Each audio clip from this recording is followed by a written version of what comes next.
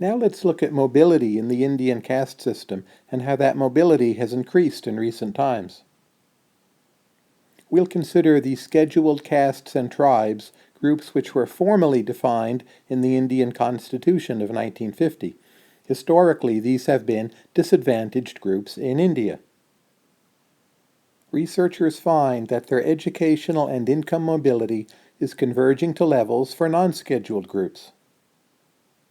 For education, we can ask what is the probability of an individual from scheduled castes or tribes changing the level of education across one generation.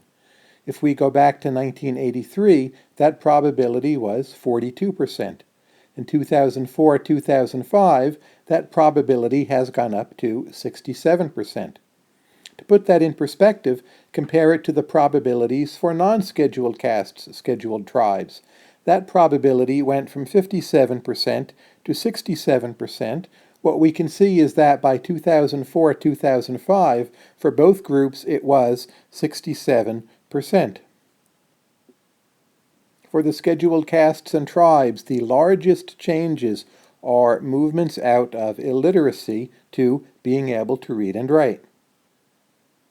Now let's consider income, specifically the median wage premium, comparing the non-scheduled caste and scheduled tribes groups to the scheduled caste and scheduled tribes groups. As of 1983, the non-scheduled castes and scheduled tribes enjoyed a median wage premium of 36%. By 2004-2005, that premium had fallen to about 21%. Just to put that in perspective, that's smaller than the gap between white and African American incomes in the United States.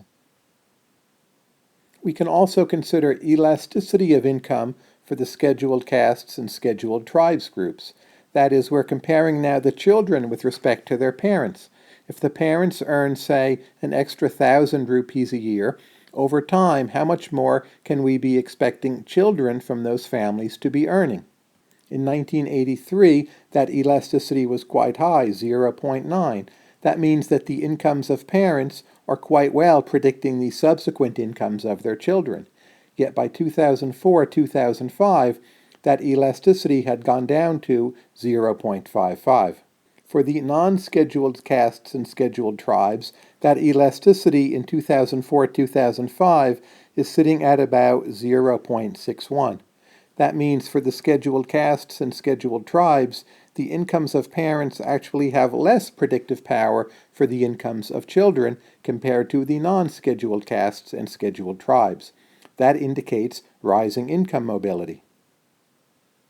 Overall, for the scheduled castes and scheduled tribes, it can be said that socioeconomic mobility has been rising over the last 20 years. One Dalit businessman put it quite well. He said, "We are fighting the caste system with capitalism." A Dalit activist put it this way, quote, "Because of the new market economy, material markers are replacing social markers. Dalits can buy rank in the market economy. India is moving from a caste-based to a class-based society where, if you have all the goodies in life and your bank account is booming, you are acceptable." And indeed, in India, we are now finding millionaires coming from the more disadvantaged groups, typically rising up through small business. Looking for the reasons of this partial convergence of fates, I've already mentioned economic reforms and also the freer economy in India, but it's not just that. There's also been a strengthening of caste-based networks, and the lower castes now have greater representation in politics.